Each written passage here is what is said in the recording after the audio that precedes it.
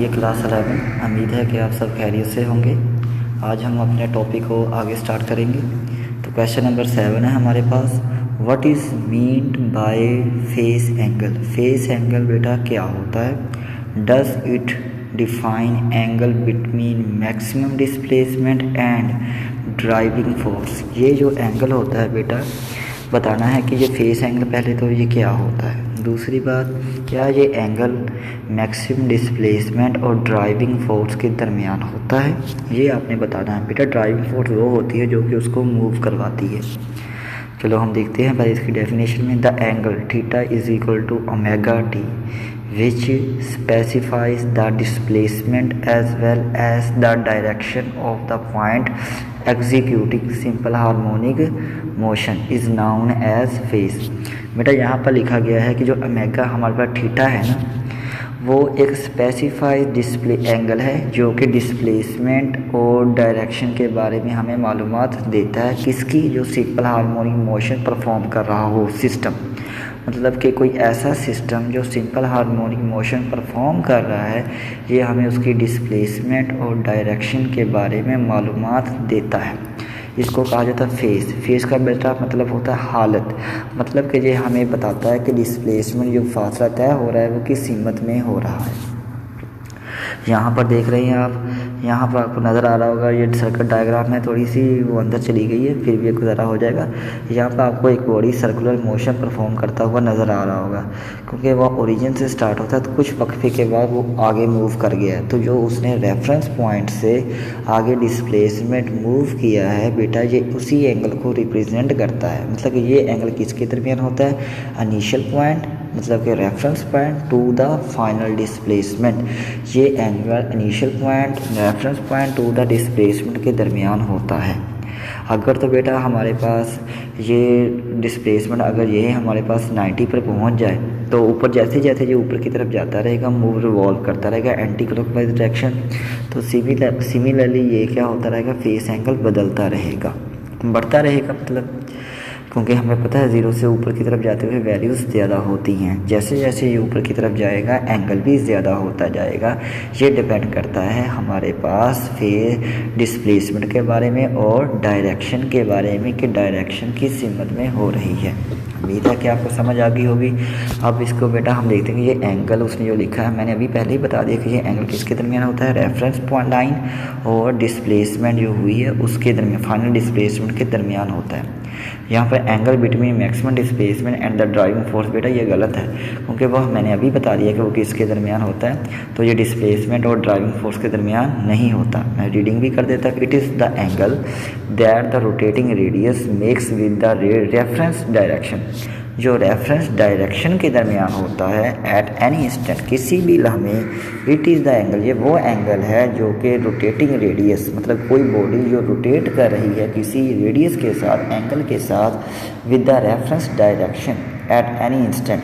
बेटा ये reference direction के साथ बनने वाला एंगल है, ना कि ये फोर्स ड्राइविंग फोर्स और डिस्प्लेसमेंट के दरमियान बनने वाला एंगल है। सो इसका आंसर बनता है it does not define the angle between maximum displacement and driving force. तो हम इस नतीजे पर पहुँचे हैं कि ये जो एंगल है वो मैक्सिमम जो डिस्प्लेसमेंट है और ड्राइविंग फोर्स के दरमियान नहीं है, बल्कि ये हमारे पास रेफरेंस डायरेक्शन और डिस्प्लेसमेंट के दरमियान होता है। चलिए बेटा अगला क्वेश्चन है 7.8। अंडर व्हाट कंडीशन, वो कौन से कंडीशंस हैं, हालात है, does the addition of two simple harmonic motion produce a resultant. मतलब कि वो कौन सी हालात है, वो कौन सी कंडीशन है जब दो सिंपल हार्मोनिक मोशंस को हम इकट्ठा करें, जमा करें, सम अप करें, जो रिजल्टेंट आए वो भी क्या हो? एक सिंपल हार्मोनिक मोशन ही हो। मतलब दो ऐसी सिंपल हार्मोनिक मोशन लेनी है, जब उनको ऐड किया जाता है तो हमारे पास जवाब भी सिंपल हार्मोनिक मोशन ही आता है। जैसे एग्जांपल देखें, ये पानी को पानी में मिला दिया जाए तो पानी ही मिलता है। तो इसके लिए बेटा कंडीशनें हम देखेंगे। In addition of two simple harmonic motion produce a resultant which is also simple harmonic motion. मतलब कि दो सिंपल हार्मोनिक मोशन ली अलग अलग, उनको को जब मैंने ऐड किया तो रिजल्टेंट भी क्या आया, सिंपल हार्मोनिक मोशन। तो उसके लिए बेटा कुछ कंडीशंस होती हैं, अगर वो इन कंडीशन को सेटिस्फाई करेगा तभी ही जो रिजल्टेंट आने वाला है वो सिंपल हार्मोनिक मोशन ही होगा। पहली कंडीशन क्या हो, दोनों वेव्स में ये कंडीशन होनी चाहिए तो जो आपस में मिक्सअप हो रही है। पहली क्या, simple harmonic motion should B parallel, मतलब कि ये क्या होनी चाहिए, पैरेलल। मतलब कि जैसे सिंपल हार्मोनिक मोशन हमारे पास है पैरेलल होनी चाहिए, जैसी एक वेव की है वैसे ही दूसरी वेव की भी होनी चाहिए। दूसरी क्या बात बताई उसने, simple harmonic motion should have same frequency, उन दोनों वेव्स की फ्रीक्वेंसी क्या होनी चाहिए, सेम होनी चाहिए, पैरेलल होनी चाहिए, फ्रीक्वेंसी सेम होनी चाहिए। आगे क्या है हमारे पास, simple harmonic motion should have constant phase difference, इनके दरमियान बेटा क्या होना चाहिए, कांस्टेंट फेस डिफरेंस होना चाहिए। फेस का मैंने पहले बताया कि एंगल सेम होना चाहिए, ऐसा नहीं होना चाहिए एक 90 के एंगल पर हो, एक 0 के एंगल पर हो, फिर उनकी जो मोशन बनने वाली है वो सिंपल हार्मोनिक मोशन नहीं होगी। दोनों एक ही स्टार्टिंग पॉइंट हो उनका, मतलब जहाँ उनका मतलब सेम जा रही है बिल्कुल सेम तरीके से। आगे देखते हैं हमारे पास, triple harmonic motion should be of same nature, इनकी नेचर क्या होनी चाहिए, सेम होनी चाहिए। जैसे mechanical wave can not be superpose with the electromagnetic waves, अगर या तो दोनों मैकेनिकल्स हों या फिर दोनों इलेक्ट्रोमैग्नेटिक वेव्स हों, ऐसा नहीं होना चाहिए कि एक इलेक्ट्रोमैग्नेटिक वेव्स हो और दूसरी मैकेनिकल वेव्स हो, अदरवाइज वो फिर हमारा रिक्वायर्ड जो हमें सिंपल हार्मोनिक मोशन वाली चाहिए वो नहीं हासिल होगी। तो पहली कंडीशन कौन सी थी, पैरेलल होनी चाहिए, फ्रीक्वेंसी सेम होनी चाहिए, फेस एंगल सेम होना चाहिए और बेटा उनको सेम नेचर होनी चाहिए। अगर ये चार प्रॉपर्टी वो सेटिस्फाई करता है तो जो उनका रिजल्टेंट आने वाला है वो भी क्या होगा, सिंपल हार्मोनिक मोशन ही होगा। आगे क्वेश्चन बेटा देखें, show that in simple harmonic motion the acceleration is 0, acceleration बेटा क्या होता है, 0 होता है।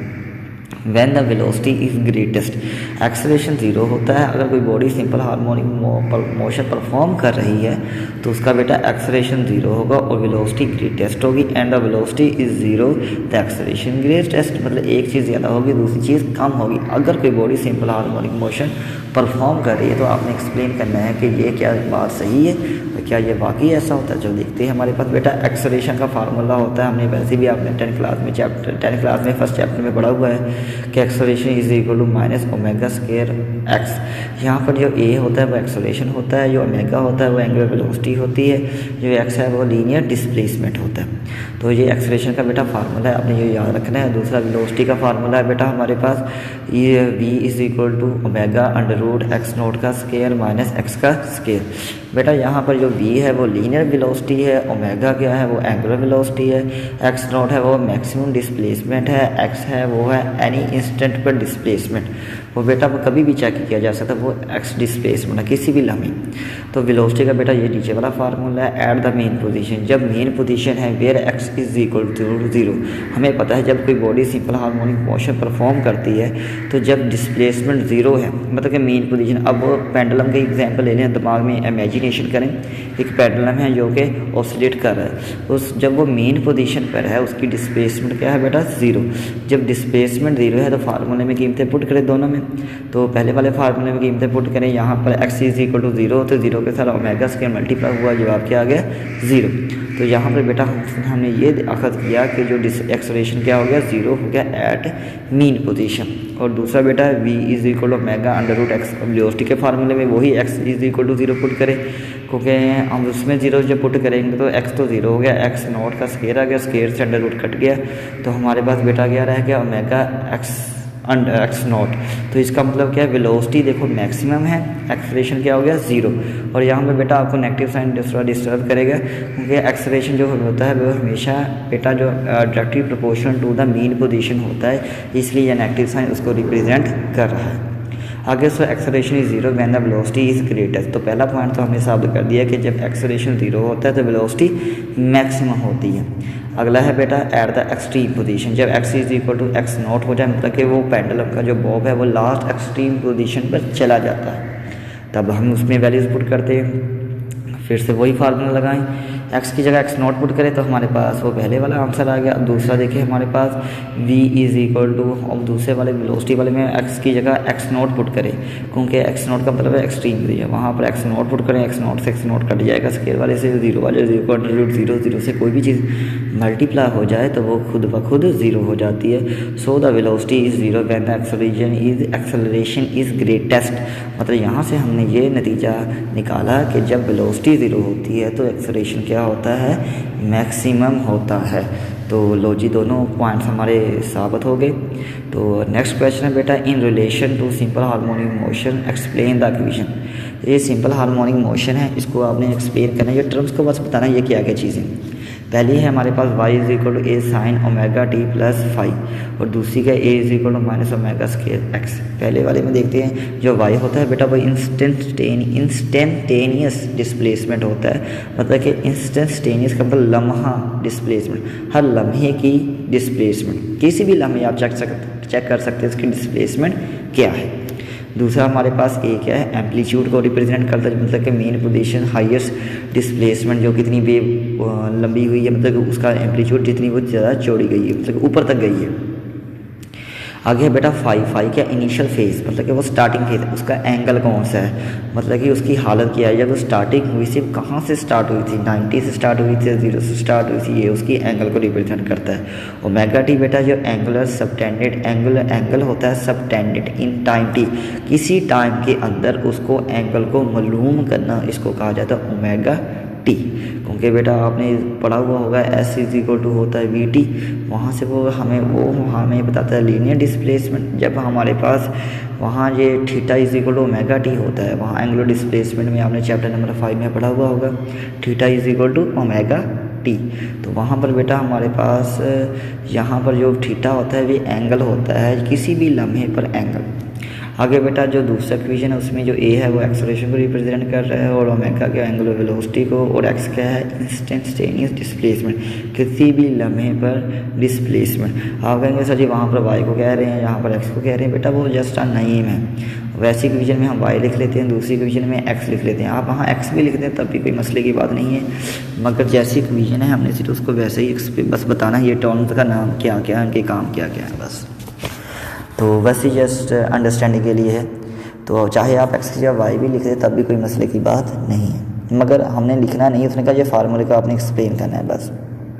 आगे देखिए बेटा हमारे पास नेक्स्ट क्वेश्चन है, question number 11, explain the relation. वो रिलेशन बताना है, तल्लक बताना है बिटवीन द टोटल एनर्जी के दरमियान potential energy and kinetic energy for a body oscillating with simple harmonic motion. उसने कहा है कि हमारे पास एक बॉडी है जो कि सिंपल हार्मोनिक मोशन परफॉर्म कर रही है, आपने रिलेशन बताना है पोटेंशियल एनर्जी का काइनेटिक एनर्जी का, और ये बताना है कि कब पोटेंशियल एनर्जी ज़्यादा होती है, कब काइनेटिक एनर्जी ज़्यादा होती है, कब दोनों कम होती हैं। जब ये अब हमें पता है कि जब सिंपल हार्मोनिक मोशन कोई बॉडी परफॉर्म करती है, तो अगर आप पेंडुलम की एग्जांपल ही ले लें, तो जैसे अगर हम 0 पॉइंट पर देखें वहाँ पर बेटा क्या होती है, अगर एक्सट्रीम पॉइंट पर लेते हैं, एक्सट्रीम पॉइंट पर बेटा लिए जाए, वहाँ पर सारी की सारी जो एनर्जी होती है वो पोटेंशियल एनर्जी होती है, काइनेटिक एनर्जी 0 होती है, क्योंकि कोई मोशन नहीं हो रही होती। मगर जैसे वो नीचे की तरफ मूव करती है तो उसकी जो पोटेंशियल एनर्जी है वो कन्वर्ट होना शुरू हो जाती है काइनेटिक एनर्जी में, और फिर जब वो 0 पर पहुँचती है मीन पोजीशन पर, वहाँ पर काइनेटिक एनर्जी मैक्सिमम होती है, पोटेंशियल एनर्जी 0 होती है। और फिर जब वो आगे की तरफ मूव करता है तो करते करते क्या होता है, वहाँ पर जाते जाते उसकी काइनेटिक एनर्जी में क्या होता है, फिर से दूसरी एक्सट्रीम पर काइनेटिक एनर्जी कम होती जाती है, पोटेंशियल एनर्जी बढ़ती जाती है एक्सट्रीम तक, फिर से वो सारी की सारी एनर्जी पोटेंशियल एनर्जी हो जाती है, काइनेटिक एनर्जी 0। तो कहने का मकसद क्या है कि किसी भी लम्हे पर आप चेक कर ले, टोटल एनर्जी कंजर्व रहेगी, सेम रहेगी, जितना काइनेटिक एनर्जी में इजाफा होगा उतना ही पोटेंशियल एनर्जी में कमी आएगी, या फिर जितना पोटेंशियल एनर्जी में इजाफा होगा उतना ही काइनेटिक एनर्जी में कमी आएगी, टोटल एनर्जी सेम की सेम रहेगी। तो यहाँ पर बेटा यही लिखा गया, total energy of a body executing the simple harmonic motion remain constant if the fractional forces are absent. मगर ये बेटा तभी है जब फ्रिक्शनल फोर्सेस ना हो, मतलब कि फ्रिक्शन ना हो तब ये मुमकिन है, अदरवाइज़ आपकी कुछ एनर्जी फ्रिक्शन में ज़ाया कर जाएगी, तब वो हमारा ये रिलेशन सही साबित नहीं होगा। ये एक्सपेरिमेंट तभी मुमकिन है जब कोई फ्रिक्शन ना हो, आइडियल केस हो। आगे है बेटा हमारे पास एट एक्सट्रीम पोजीशन पर total energy is in the form of potential energy. मैंने यही बताया था कि एक्सट्रीम पोजीशन पर सारी की सारी एनर्जी पोटेंशियल होती है, but at the mean position the total energy is in the form of kinetic energy. तो मीन पोजीशन पर क्या होती है, काइनेटिक एनर्जी होती है। एट एनी इंस्टेंट, किसी भी लम्हे पर आप चेक करें, total energy of simple harmonic motion is sum of kinetic energy and potential energy. अब किसी भी लम्हे पर उसकी काइनेटिक एनर्जी और पोटेंशियल एनर्जी को आप चेक कर सकते हैं, दोनों की एनर्जी क्या निकलेगी, सेम ही निकलने वाली है। नीचे बेटा फार्मूला भी लिखा गया है, अगर आपको ये याद होता है तो ठीक है, याद कर लेना बेटा, क्योंकि हमने इसको अभी तक ड्राइव नहीं किया, मैं बाद में आपको ड्राइव करके दिखा दूंगा। आगे बेटा हमारे पास है क्वेश्चन नंबर 12 आपको। अच्छा, describe the some common phenomena in which the resonance plays an important role. आपने बताना है कि रेजोनेंस कि आप वो कौन से फिनोमिना है जहाँ जहाँ क्या होता है कि रेजोनेंस हमारे लिए प्ले एक ख़ास रोल अदा करता है। तो पहले there are some common phenomena in which resonance play an important role such that. पहले तो बात समझनी पड़ेगी रेजोनेंस बेटा क्या होती है। रेजोनेंस बेटा ये होती है कि आपने जो उसकी नेचुरल फ्रीक्वेंसी से अपनी फ्रीक्वेंसी को मैच करना होता है, उसको रेजोनेंस कहते हैं। जैसे मसलन अगर आपका दिल कर रहा है कि आप टीवी देखना चाहते हैं और आपके वालिदैन भी कहते हैं बेटा अब आज टीवी देख लें, तो आप जब वहाँ आपने 1 घंटा देखना है वहाँ आपने 2 घंटे देखने हैं।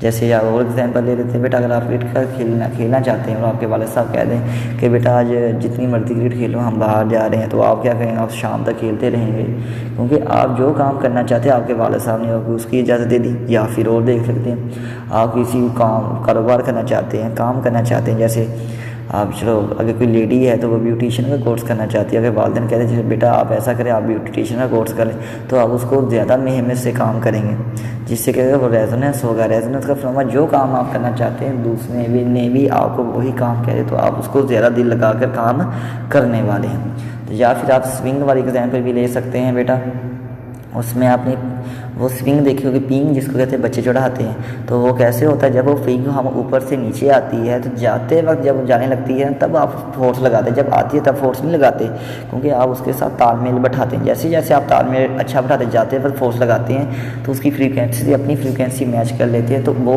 पींग क्या होती है, मैक्सिमम एनर्जी अब्जॉर्ब करती है आपकी। जब एनर्जी मैक्सिमम अब्जॉर्ब करेगी तो उसकी फ्रीक्वेंसी भी आहिस्ता आहिस्ता ज़्यादा हो जाती है। इसी को बेटा रेजोनेंस का अमल कहा जाता है। मतलब कि ऐसी फ्रीक्वेंसी उसकी नेचुरल, अगर आप अपनी फ्रीक्वेंसी को उसकी नेचुरल फ्रीक्वेंसी से मैच अप कर लें, मिक्स कर लें, मतलब सेम हो जाए, तो वो मैक्सिमम एनर्जी क्या करने वाला है, अब्जॉर्ब करने वाला और मैक्सिमम आउटपुट आपको बदले में देगा। तो पहला है हमारे पास radio set. The tuning a radio set is the best example of this. हमारे पास बेटा जो हमारे पास है ट्यूनिंग वाली है कि tuning is the radio is the best example of electrical resonance. मतलब कि इलेक्ट्रॉनिक जो रेजोनेंस की वो बेहतरीन एग्जाम्पल हमें रेडियो की ट्यूनिंग से मिलता है, क्योंकि हमने देखा होगा अक्सर कहा क्या होता है, ट्यूनिंग की रीडिंग कैसे करते हैं हम। कभी आपने रेडियो चलाया हो तो उसका नॉब होता है, आप उसको हिलाते हैं, जैसे जैसे आपको फ़र्क कलर कोई चैनल आ रहा है फ्रीक्वेंसी का, उसका फ़र्क कलर 2000 फ्रीक्वेंसी है, अगर आप नॉब को हिलाते हैं अपने रेडियो को, जब आपकी फ्रीक्वेंसी आपके नॉब की 2000 हो जाती है तो आपकी फ्रीक्वेंसी उस वाले चैनल की फ्रीक्वेंसी से मैच कर जाती है, आपको वो फिर चैनल सुनाई देता है। मतलब उसके जो गाने चल रहे हैं या मूवी चल जाए, कोई खबरें चल रही हैं तो आपको वो सुनाई देती हैं। तो मतलब कि जब आपकी फ्रीक्वेंसी उसकी फ्रीक्वेंसी से मैच हो जाएगी तब आपको उसकी आवाज़ सुनाई देने वाली है। अच्छा, when we turn the knob of a radio is tune, उसको कहते हैं ट्यून करना। Station we are changing the natural frequency of the electrical circuit of the receiver. हमारे पास वो रिसीवर होता है, नोब हिलाने से हम उसकी फ्रीक्वेंसी को चेंज कर रहे होते हैं, to make it equal to the transmission frequency, उस फ्रीक्वेंसी की जो कि चैनल की आ रही है, जो कि transmission frequency of the radio station की। When the two frequency match, जब दोनों की फ्रीक्वेंसी बेटा मैच हो जाती है, इट इज़ ट्यून, वो ट्यून हो जाता है at a particular radio station, वे खास स्टेशन तक, खास फ्रीक्वेंसी तक पहुंच जाता है। ठीक है, मतलब कि जब दोनों की फ्रीक्वेंसी सेम होगी तभी आपको वो गाना जो फिल्म है वो सुनाई देने वाली उसकी आवाज़। आगे बेटा है इन माइक्रोवेव ओवन। माइक्रोवेव ओवन में भी आप एग्जांपल लगा सकते हैं, वैसे स्विंग वाली भी दे सकते हैं, मैंने स्विंग वाली आपको वैसे समझा दी है। इन माइक्रोवेव ओवन में क्या होता है बेटा, क्योंकि हमने माइक्रोवेव ओवन में भी बेटा यही काम होता है, उसमें इलेक्ट्रोमैग्नेटिक वेव्स होती हैं, उनकी जो फ्रीक्वेंसी है हम इतनी रखते हैं कि जो पानी की जो हमारे पास खुराक है, जैसे कोई गोश्त है या फिर कोई आपने खाने को गर्म करना है, तो जैसे ओवन में रखते हैं उसकी बेटा क्या होती है, उसमें पानी होता है खाने के अंदर, वो जो पानी होती है उसमें पार्टिकल्स हैं पानी के, तो पानी के जो पार्टिकल्स है उसमें हाइड्रोजन बॉन्डिंग पाई जाती है, तो उनकी क्या होती है, वाइब्रेशन होती है, कोई फ्रीक्वेंसी होती है बेटा, वो उनकी तकरीबन होती है 2450 मेगाहर्ट्ज़ होती है। हम क्या करते हैं, अपने ही माइक्रोवेव ओवन की फ्रीक्वेंसी इतनी ही सेट कर लेते हैं। जब दोनों फ्रीक्वेंसी सेम हो जाती हैं तब क्या होता है, उसकी वाइब्रेशन मैक्सिमम हो जाती है। जब उसकी फ्रीक्वेंसी मैक्सिमम होने वाली है तब क्या होगा, रेजोनेंस का अमल मैक्सिमम होगा, तब वो मैक्सिमम एनर्जी अब्जॉर्व करेगा, जिससे वो वाइब्रेशन करेगा तो जो उसके मालिक्यूल्स है वो आपस में रगड़ खाएंगे, मतलब फ्रिक्शन होगी। फ्रिक्शन होने से क्या होता है, हमें को पता है, आपका अपना फ्रिक्शन होगी, फ्रिक्शन से क्या हो जाएगा, हीट पैदा होगी, जिससे खाना गर्म हो जाएगा। जैसे आप तो अपने हाथों को रब करें तो फ्रिक्शन रब करने से, फ्रिक्शन की वजह से वो गर्म हो जाते हैं। इसी तरह बेटा, तो ये हमारे पास, मैं रीडिंग कर देता हूँ। Another good example of resonance is the heating, गर्म करना है, and cooking of food by microwave oven. Microwave oven में क्या करना है, खराब को गर्म करना है या पकाना है। The waves produced in this type of oven have a wave length. इसकी बेटा जो वेव लेंथ होती है वो 12 सेंटीमीटर एट ए फ्री, और इसकी फ्रीक्वेंसी बेटा क्या होती है, 2450 megahertz. At this frequency the waves are absorbed due resonance by water and fat molecules. उसके अंदर बेटा पानी होता है, फैट मालिक्यूल्स होता है।